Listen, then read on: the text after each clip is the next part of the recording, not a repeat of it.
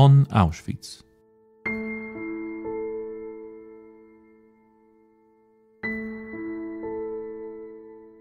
The history of Auschwitz is exceptionally complex. It combined two functions, a concentration camp and extermination center. Nazi Germany persecuted various groups of people there, and the camp complex was continually expanded and transformed. In the podcast on Auschwitz, we discuss the details of the history of the camp, as well as our contemporary memory of this important and special place.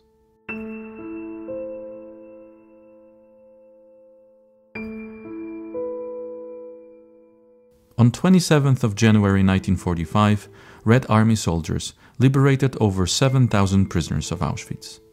The 1,689-day history of this concentration and extermination camp came to an end.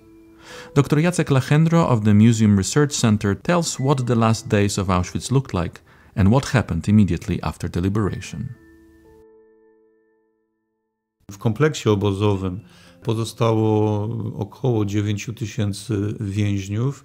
Większość z nich w obozie Birkenau, część tutaj w obozie macierzystym, część w Monowicach. There were approximately 9,000 prisoners remaining in the camp complex.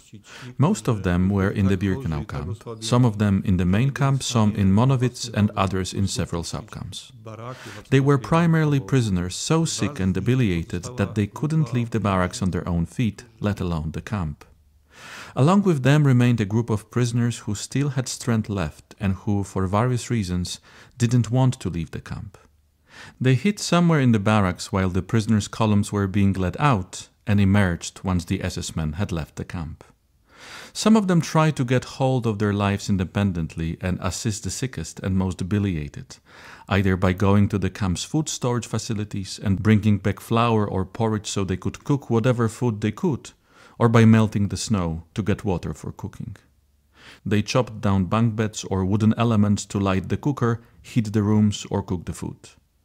And they awaited the arrival of the Red Army. Every day they heard the sounds of the approaching front. And finally, on January 27, they witnessed the arrival of the Soviet soldiers. However, before I talk about the liberation from the prisoners' perspective, let me make a few introductory remarks about the Red Army operation. In southern Poland, the military operation was conducted by soldiers constituting the 1st and 4th Ukrainian fronts. Units of the 1st Ukrainian Front operated in this range near Krakow and farther towards Oświęcim and Upper Silesia. A little farther south was the 4th Front, along the base of the Carpathian and Beskid Mountains. The 1st Ukrainian Front included, among others, the 60th Army, whose units operated along the Vistula from Krakow to Oświęcim, with the primary objective of occupying the southern part of Upper Silesia.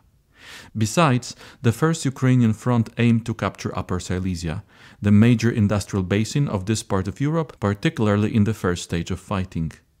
When one reads various military documents of the Red Army from that period, one is struck by the fact that they do not contain any information about any concentration camp that should have been liberated. The soldiers are tasked with occupying successive towns, and these towns are mentioned, namely the city of Oświęcim and the village of Brzezinka. However, there is no mention of the camp because the main objective of the soldiers operating under the 60th Army was to reach and occupy the southern part of Upper Silesia as quickly as possible. The 100th and 322nd Rifle Divisions were active in the vicinity of Auschwitz, and their soldiers participated in the operations that ultimately resulted in liberation of the prisoners. Before noon on 27th of January, soldiers of the 100th Division entered the Monowitz camp and liberated several hundred prisoners whom the SS had left behind. At about midnight, with practically no heavy fighting, the soldiers of this division occupied the town of Oświęcim. After suppressing a brief resistance from the Germans, they entered the Birkenau camp in the afternoon. On the other hand, their colleagues from the 322nd Division advanced along the range a little more to the south of their left flank. They forced their way across the Soa River, crossed the bridge near the camp that the Germans had damaged but didn't destroy entirely, and in the afternoon, between 3 and 7 p.m., captured the entire main camp complex. One thing that could be deducted from the accounts of the prisoners who lived to see the Red Army soldiers is that these soldiers were astonished and surprised by what they saw. It indicates that they didn't quite know where they were and what acts they had accomplished. Besides, these frontline soldiers who entered the grounds of the Birkenau camp or the main camp had brief conversations with the prisoners who genuinely welcomed them as liberators, and after sharing tobacco and food, they left the camp premises since their task was not to conquer or occupy or liberate one or another part of Auschwitz, but to establish bridgeheads on the other side of the Vistula River a few kilometers from Oświęcim. It therefore shows that the soldiers and the officers were unaware of the existence of the camp. The mere seizure of the camps and the liberation of the prisoners were not the main objective of their operations that day. An intriguing and well-preserved document was published several years ago on the website of the archives of the Ministry of Defense of the Russian Federation. The document shows the demographics of the 60th Army, whose units took part directly in the operations in and around Oświęcim and the Auschwitz camp complex. It contains, among other things, figures and a breakdown by nationality of the soldiers of this army. Most of them were Russians, with over 42,000 being soldiers and officers of Russian nationality, and just over 38,000 were Ukrainians. So the difference is not that significant, and the liberators of Auschwitz were not only Russians, but also Ukrainians. As heroes in this regard, the Russians should share this glory for the liberation of Auschwitz with the Ukrainians. As I said, after short talks and emergency assistance, the first soldiers who entered the camp left the area. Those who came in the second line offered a bit more organized and significant help, albeit still very short term. One may speculate that the staff of the army, the 60th Army or the 1st Ukrainian Front in general, were not fully aware of the nature of the site right after the occupation of the Auschwitz camp complex.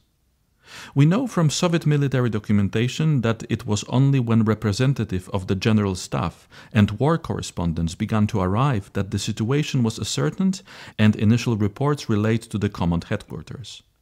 One example of this lack of insight is an excerpt from a report prepared by the war correspondent Sergei Krushinsky, who visited the camp areas on 29 and 30 January 1945 and wrote the following in his report, which shows this lack of insight, lack of knowledge about the camp. I quote, "In the old camp, proper Auschwitz, and in the new one on the site of the demolished village of Brzezowica, which should be Brzezinka, which is the correspondence error, there are still between 3,000 and 4,000 prisoners of all nationalities, with few exceptions the sick and the disabled.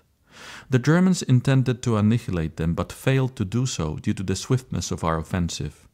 These people are all on their own. They do not receive food aid from us.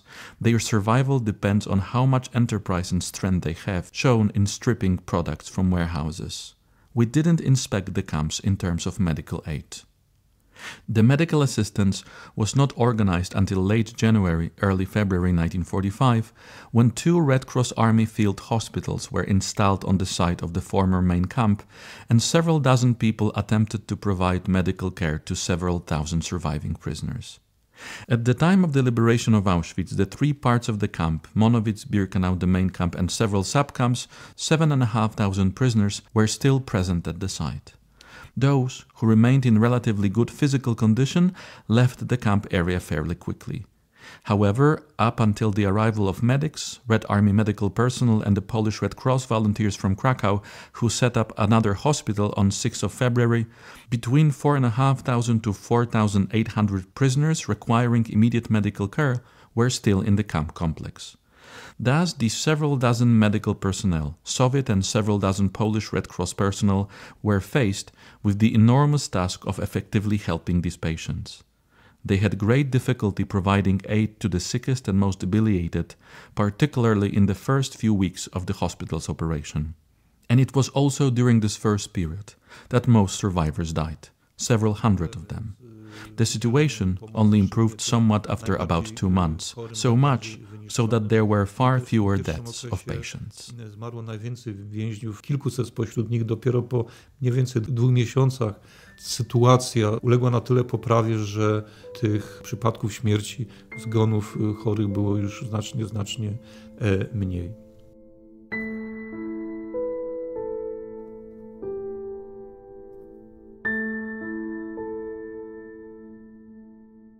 All episodes of the On Auschwitz podcast are available at auschwitz.org/podcasts.